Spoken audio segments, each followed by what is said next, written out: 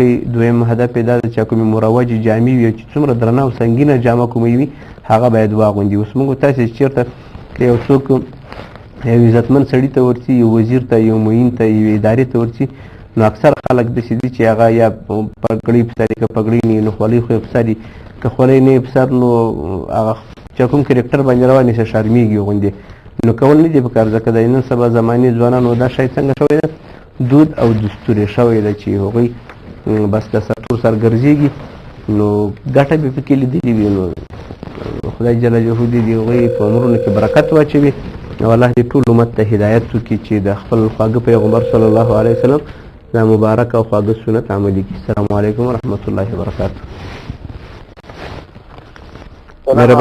وعلیکم السلام. شکر د مهرباني وکړه. مولوي صاحب موږ ته د زیر فاصلې څه معلومات راکړئ. مهرباني اچھی پاڑا وایه که نو ورور د زیر خیلو په اړه چې زیر خیل څه ګناه لري، ګناه کبیره ده، صغیره ده. ښه ژیړې خریل دا خو په دې میاشت کې تقریبا موږ شل وارې ځواب ورته ویلی. ته چېرته وې دا نورو خپرونو کې مالدې موږ دغه د یوې هفته کې د خپرونې تا نه دي اورېدلي دی موږ پروګرامونه؟ مولوي صاحب نه اول ځل نو دا چې اول ځل دی دا زنګ اړیکه دې را سره نیولې ډېره مننه درنه کوو. ستړی مه شي، آینده کې چې له موږ سره په اړیکه کېږي نو وړ ځای انتخاب وه چې غږ دې تر موږ سره رسېږي، او دویم دا چې د تلویزیون غږ دې ټیټوه، او دریم دا چې هغه پوښتنې چې تا یې ورې اورېدلي ځواب بیا یې مه رانه کوه. سمه ده. نو ژیړې خریلو په رابطه خو موږ خبره ډېره مفصله کړې وه، غوره جمهوري صاحب هم ځواب ویلی. نو ژیړې خریل چې دی ښه کار نه ده، بد عمل ده، حرام عمل ده، ناروا عمل ده. څوک چې خري توبه دې وباسي او چا چې پرېږدي خدای دې اجر ورکړي. السلام علیکم ورحمۃ اللہ وبرکاتہ. مهرباني غږ هم راځي، مهرباني وکړي. مهرباني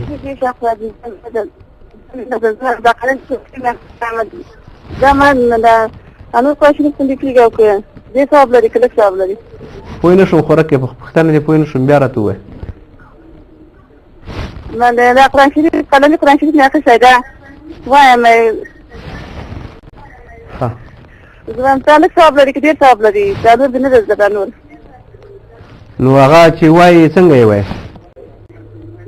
خو دا قلمي دا خپل سر و اخر یې پېژنم چې وایم تلاوت ورسره کوې؟ وو سمه ده. صحیح صحیح مخه ښه.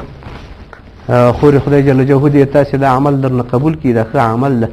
ځکه الله جل جلاله په خپل معزز کتاب کې وایي چې اذا قرئ القرآن فاستمعوا وانصتوا لعلهم ترحمون.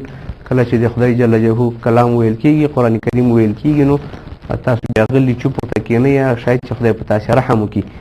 دا نو د تا دپاره دوه اجر نه دي، یو اجر د اورېدلو د خورې او دویم اجر دی د زده کولو چې ته په هغه پسې تلاوت کوې. نو خدای دې اجر درکړي. موږ ته هم دعاګانې کوه الله دې وکړي چې زده یې کړې.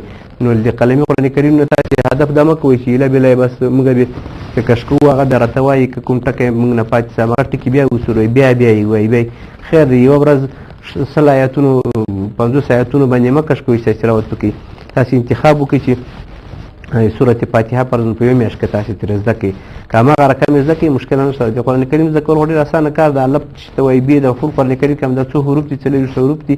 الف ب ت س ج دغه د لیوال تلویزیون لخوا تاسو ته یو درس هم پیل شوی دی چې الف با هم درته پکې ښودل کېږي چې الف یعنې څنګه اواز دی، ب څنګه اواز ده، ت څنګه اواز ده. نو لیوال ښوونځی تعقیب کړئ، شاید چې ډېر ژر به تاسې د قرآن کریم په رواني باندې په خپله وویلی شي، یا په ټکو زده کړئ. نو د لیوال ښوونځی تعقیب کړئ یا یې کتابونه پیدا کړئ. نو هغه د تلویزیون له لارې نه تاسې ته هر وخت هغه خبرتیا خپرېږي. نو هڅه وکړئ چې له دغې لارې نه یې تعقیب کړئ. نو قرآن کریم به هم په اسانه زده کړئ، همدا رقم د پښتو توري به هم په اسانه تاسو زده کړئ. نو کوشش وکړئ چې تاسې د خپل ځان لپاره یو موده وټاکئ تر څو په همغه ورځو کې یو صورت یو لس آیات او 5 آیاتونه دې ورځې 100 وارې په یو آیات یې اولئک علی هدى من ربهم واولئک هم المفلحون ته وایي اولئک علی هدى من ربهم واولئک هم المفلحون همداسې پسې ځئ خدای به مو زده کړي چې تاسو یوه سپاره سمه زده کړئ دا نور ټول یې مو زده کېږي همدا قرآن کریم کې همدا الفاظ دي بس په مختلفو بڼو باندې د الفاظ پښتو ده که پارسي ده که اردو ده که هره ژبه ده په مختلفو بڼو باندې راځي کله یو ټکی مخکې بل وروسته بل مابین کې مشکل نشته پکې خو نو دعاګانې موږ ته هم کوي خدای دې اجر درکړي ولې نه ثواب نشته السلام علیکم ورحمة الله وبرکاته وعلیکم السلام علیکم محترم څنګه جوړ خیر الله دې خوشحال کړي مهرباني پښتنه ما یو پښتنه دلته بل ورځ جمع کړي او مولا مخکې شو مولا ته ودرېد مولا یې غوږونه ګوتې ورنه وړې او بسې چې زه بېرته راروسته شوم زما خیال چې وافي